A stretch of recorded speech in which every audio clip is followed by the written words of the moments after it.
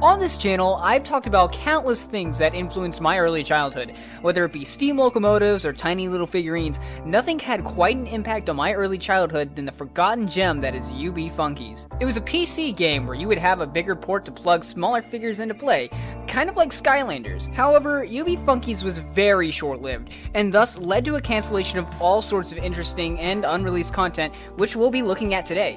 So, go ahead, sit back, relax, grab some sort of snack, text a friend or loved one and tell them about your favorite memory of them, and settle in, because today we're looking at the unreleased content of UB Funkeys.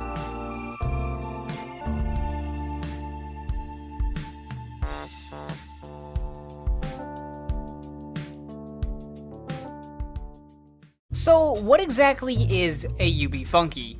Originally starting all the way back in August of 2007, UB Funkeys was made by Mattel and Radica Games with the game software developed by Arcadium. It was a PC game running on 32-bit systems. How it would work is you would have a USB UB hub connected to your computer for the game. It had certain mini-games and zones that you could travel to, but only if you put in the correct compatible Funky in the UB hub. It was one of those games where you would keep buying Funkeys to play more and more unique games. There was a plotline as well, with the game taking place in the world of Terrapenia after the Great Disaster, which disabled universal portal transportation and limited it to specific Funkeys. It also ushered in the reign of Master Locks, who started sending henchmen out to terrorize different Funkeys and cause mischief. These portals would have been fixed, yet the great Dr. Tinker, creator of the portals, goes missing as well. It's up to you to explore and discover all the secrets that Terrapenia has to offer. Yeah. That's the whole game. It's basically like a big game that divides into tiny mini games that you play using the compatible Funky. I grew up with this game around my pretty early childhood and played it frequently. Even after the servers shut down, I kept playing, mainly because I had a Windows XP laptop up until like 2019, so the game had a lot of potential and a lot of people saw it as well. It had actually gotten the rights for Speed Racer themed Funkeys, and before the game was completely shut down, they acquired rights to one more licensed theme, but we'll talk about that in a bit. The whole game stopped selling and discontinued in early 2010 due to there being poor sales of the Speed Racer theme and latest updates. The last series update they ever released was called Paradox Green and added much more lore to the UB Funkeys universe. I had bought one Funky from this wave and then never saw anything about them again. Sure, you could find them on eBay, Amazon, and a few listings on Reddit, but the fact is that they're gone from the mainstream and will likely never return to the spotlight.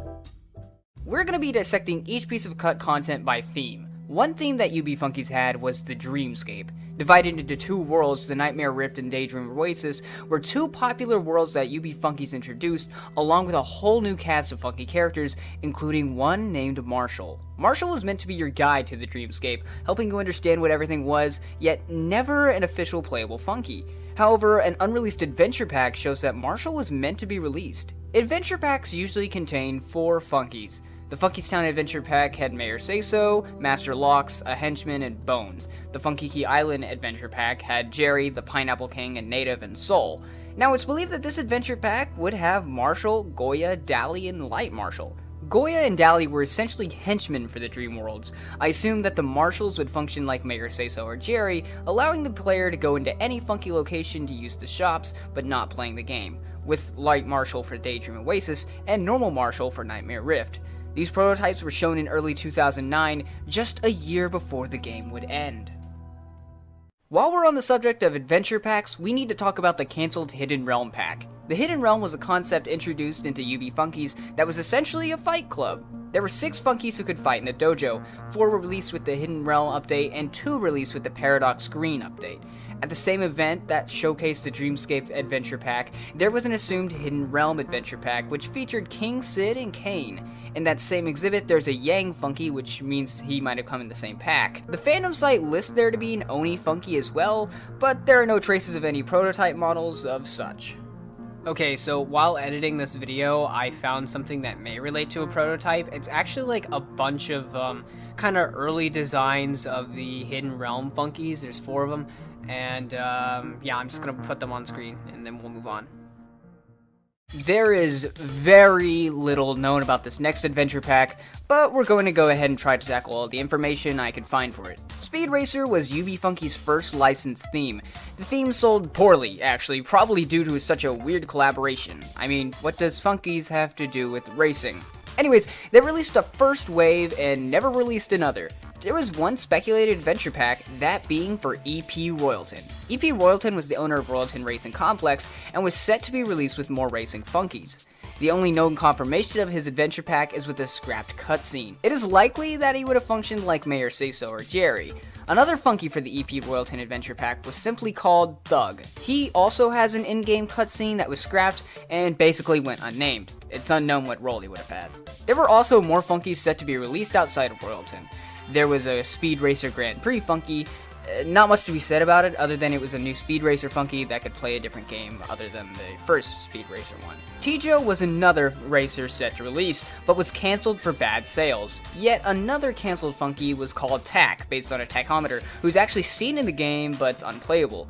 They're actually believed to be part of the EP Royalton Adventure Pack. I'll add one more Funky here, mainly because it's unknown which series he would have gone to, but it seems pretty racer themed. The Funky, named the creation, or in some cases the subject, was a Crash Dummy themed Funky that only exists through concept art. Unfortunately, there's no physical prototypes to exist of this Funky. Funky Tools was an update that was meant to change the game. I'm not sure how far into development the update got, but it was far enough for them to create a prototype named Ifunk. Ifunk was originally shown off at a convention next to a bunch of Paradox Green Funkies. Their design was odd and unique, and resembled that of a stereo system or speaker. That's because Ifunk would allow the player to listen to real-world songs while playing. Each Funky was set to have their own playlist that Ifunk could access. There were 2 known songs available on Ifunk, those being Minutes to Midnight by Linkin Park and Pinball Wizard by The Who. I'm unsure what else that Funky Tools would have added, but it was definitely set to make big changes for the game, and it was a completely cancelled update, so yeah. Paradox Green surprisingly had a lot of cancelled Funkies. Don't worry though, we won't be covering any more adventure packs. Paradox Green was UB Funkeys' last update, and it's known as Series 6.